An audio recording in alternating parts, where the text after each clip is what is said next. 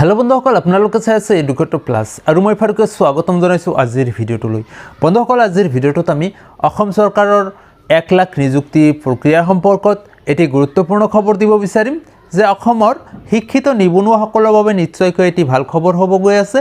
প্ৰথমৰ পৰা শেষলৈ ভিডিওটো চাই যাব।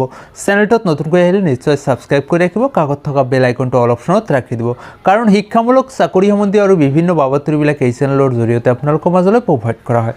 বন্ধুসকল আজি আপোনালোকৰ মাজলৈ শিক্ষিত নিবনুৱাসকলৰ বাবে এটি ভাল খবৰ দিব বিচাৰিম যে অসমত যি 1 লাখ নিযুক্তি প্ৰক্ৰিয়া সম্পন্ন হ'ব গৈছে এটা বছৰৰ ভিতৰত, তাৰে ওপৰত ভিত্তি কৰি আজিৰ এই খবৰটো আমি দিব বিচাৰিম। তাৰ আগতে এটি কথা কৈ লওঁ যে অসম চৰকাৰে কম্বাইন এক্সামিনেশ্যনৰ জৰিয়তে বহুতো চাকৰি বা নিয়োগ প্ৰক্ৰিয়া সম্পন্ন কৰিব বুলি ইতিমধ্যে ঘোষণা কৰিছে।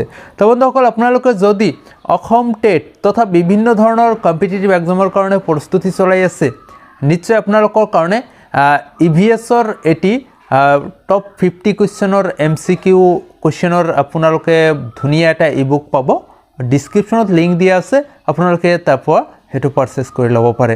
অসম চৰকাৰৰ ৰাজহ বিভাগ এটি গুৰুত্বপূৰ্ণ বিভাগ। এই ৰাজহ বিভাগত ইতিমধ্যে বহুখিনি পদ খালী হৈ আছে। ইতিমধ্যে ৰাজহ আৰু দুৰ্যোগ ব্যৱস্থাপনা মন্ত্ৰী যোগেন মোহন ডাঙৰীয়াই ইতিমধ্যে যোৱাকালি এটা সংবাদ মাধ্যমত ঘোষণা কৰিছে যে ৰাজহ বিভাগত প্ৰায় 2700টা পদ ভ্যাকেন্সি হৈ আছে, অৰ্থাৎ খালী পদ আছে। এই পদখিনি অতি সোনকালে মানে পূৰ্ণ কৰাৰ এটা সিদ্ধান্ত লৈছে আৰু তেখেতে জানিবলৈ দিয়া মতে যে কৰোনাৰ পৰিস্থিতি ইতিমধ্যে কিছু হাম কটাৰ লগে লগে এই যি 2700টা পদৰ ভ্যাকেন্সি আছে এইখিনি সম্পূৰ্ণ কৰা হ'ব। আৰু তেখেতে জানিবলৈ দিয়া মতে এইখিনিও কথা কৈছে তেখেতে যে অহা 6 মাহৰ ভিতৰত এই 27টা পদৰ যি নিযুক্তি প্ৰক্ৰিয়া এটো সম্পন্ন হ'ব। তো বন্ধুসকল ইতিমধ্যে বিভিন্ন বিভাগৰ পৰা বিভিন্ন ধৰণে খালী পদসমূহ আহি আছে আৰু বিভিন্ন বিভাগৰ মন্ত্ৰীয়ে ইতিমধ্যে সেইখিনি ঘোষণা কৰি আছে। আৰু এটা কথাই প্ৰতিজন মন্ত্ৰীয়ে ক'বলৈ গৈ আছে যে মানে পৰিস্থিতিটো অলপ ভাল হ'লে, অৰ্থাৎ কৰোনা মহামাৰীৰ যিটো অৱস্থা এই অৱস্থাটো ভাল হ'লে নিশ্চয়কৈ প্ৰতিটো বিভাগতে যিটো নিযুক্তি প্ৰক্ৰিয়া সেই নিযুক্তি প্ৰক্ৰিয়া ষ্টাৰ্ট হৈ যাব। তো বন্ধুসকল এই ভিডিঅ'ৰ জৰিয়তে আপোনালোকৰ মাজলৈ এইখিনি কথাই ক'ব বিচাৰিম, যদি আপুনি এটা চাকৰিৰ কাৰণে মানে বাট চাই আছে বা এটা চাকৰি বিচাৰে, তেতিয়াহ'লে নিশ্চয় আপুনি এতিয়াৰ পৰাই আপোনাৰ প্ৰিপাৰেশ্যন চালু কৰি দিয়ক।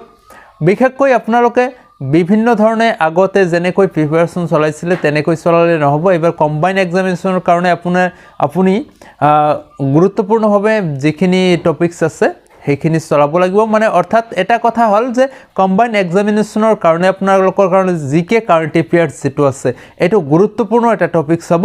জিকে আৰু কাৰেণ্ট এফেয়াৰ্ছৰ বিষয়ে আপোনালোকে খৰচি মাৰি ষ্টাডি চলাই যাওক। ইয়াৰ লগতে বেসিক যিখিনি মেথামেটিক্স আছে এইখিনি, এই দুটা বস্তু আপোনালোকৰ কাৰণে কম্পালসৰি হ'ব। ইয়াৰ উপৰিও যেতিয়া চৰকাৰে গাইডলাইন দিব তাৰ পিছত আপোনালোকে নিশ্চয় কথাখিনি গম পাব যে কোনখিনি টপিকছ বা সিলেবাসটো কেনেকুৱা হ'ব কোনটো বিষয়ৰ কম্বাইন এক্সামিনেশ্যনৰ বাবে। তো বন্ধুসকল নিশ্চয়কৈ শিক্ষিত নিবনুৱাসকলৰ বাবে এইটো এটা ভাল খবৰ হ'ব গৈ আছে। অসমত যি নিযুক্তি প্ৰক্ৰিয়া ইতিমধ্যে হ'বলৈ গৈ আছে, আপোনালোকে নিশ্চয় মানে প্ৰস্তুতি চলাই যাব। বন্ধুসকল আজিৰ ভিডিঅ'টোত এই ৰাজহ বিভাগৰ যি বৃহৎ নিযুক্তি হ'ব এই বিষয়ে আপোনালোকৰ মাজলৈ এটি কথা তুলি ধৰাৰ চেষ্টা কৰিলোঁ। ভাল পালে নিশ্চয় এটি লাইক কৰিব আৰু আপোনাৰ মতামতটো কমেণ্ট ছেকশ্যনত কমেণ্ট কৰি জনাবলৈ নাপাহৰিব। শেষত সুস্থ থাকক, সবল থাকক, সদায় এডুকেটো প্লাছৰ লগত জড়িত হৈ থাকক। ধন্যবাদ, জয় হিন্দ।